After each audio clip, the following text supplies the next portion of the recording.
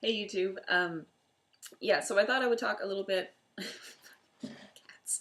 I thought I would talk a little bit today about something that's been on my mind a lot. And that's this issue that around invisibility for trans men. It's something that's been on my mind a lot lately as I'm starting to be. Sorry, I'm trying so hard to talk. Seriously, um, I'm starting to be gendered a lot more in queer spaces, especially. I mean, not so much in straight spaces yet, but they'll figure it out. Yeah, so in a lot of queer spaces, I'm starting to hear he a lot more, which is really cool. Especially, in the neighborhood that I live in. I live in Commercial Drive in Vancouver, which is basically like lesbian central. If any of you guys have read any of Ivan Coyote's work, that's all takes place on the drive in my neighborhood. And just about an hour ago, I was in Cafe Du on the drive having lunch, and I got a heat from the person behind the till, which was really cool. Um, but it also brings up some weird stuff to me. I mean, it's nice to be gendered correctly, even though it's not really like correctly, but it's closer. And yeah, I've been thinking a lot about not really being a lesbian anymore. And I'm a political person, so this, I mean, being a lesbian was a big part of my identity. And I'm thinking about this in particular because Pride season is coming up. My partner is involved in organizing the fundraiser for our Dyke March. It's going to be a really great event. Yeah, so it's a little bit sticky because it's a woman centered, a queer woman centered event, and basically we take over a strip club for a night and have queer women performers. Um, yeah, but where does that, like, I don't really know where that leaves me.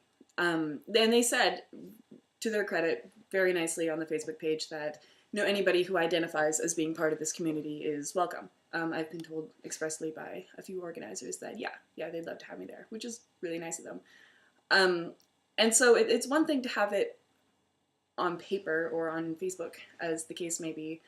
But it's going to be a little bit weird walking in there knowing that I'm walking into a woman only space, and probably at least a few of the people there are going to gender me as a male. And less so this year, it'll be even more of an issue next year.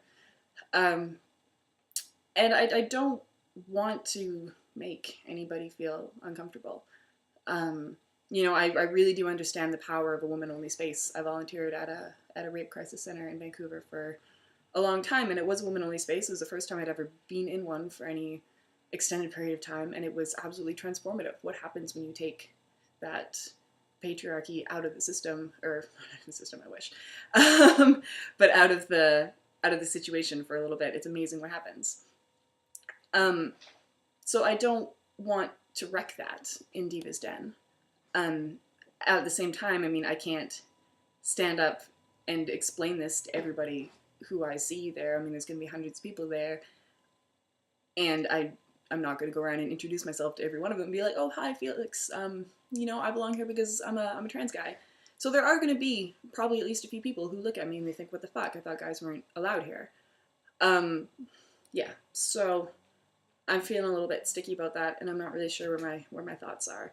And so that brings up this other question too. I mean, the way they phrased it was that anybody who feels like they're a part of the community is welcome to come, which of course raises the question, who is a part of this community now? I mean, obviously it's for Dyke March, so lesbians.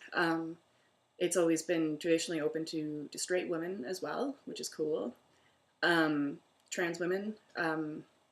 Yeah, there's a big problem in Vancouver with these radical feminists. I use air quotes on that, just being assholes to trans women. So yeah, trans women are welcome.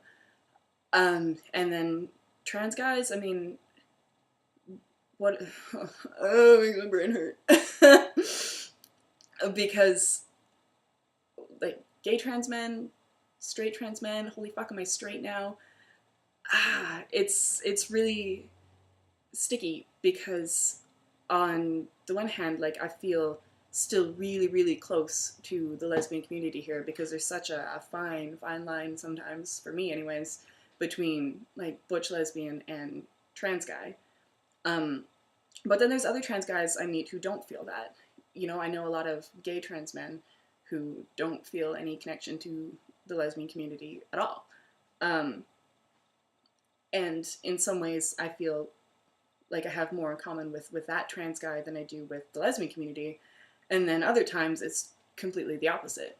You know, I feel like I'm so close to the dyke community here, and you know, a needle in my leg every week doesn't really change that. So yeah, it's an issue, and the more I start to pass and the more I get gendered correctly, the more I feel invisible a lot of the time, because I mean, I'm not being read as a lesbian as much anymore, and it's only just starting too. Like it'll be way more so in the months to come, and I honestly don't know how I'm going to deal with it.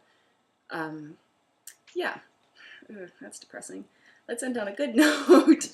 um, One thing that would make it a lot easier is if we had a more vibrant community for. I'm not going to feed you yet. If we had a more vibrant community for trans men in Vancouver.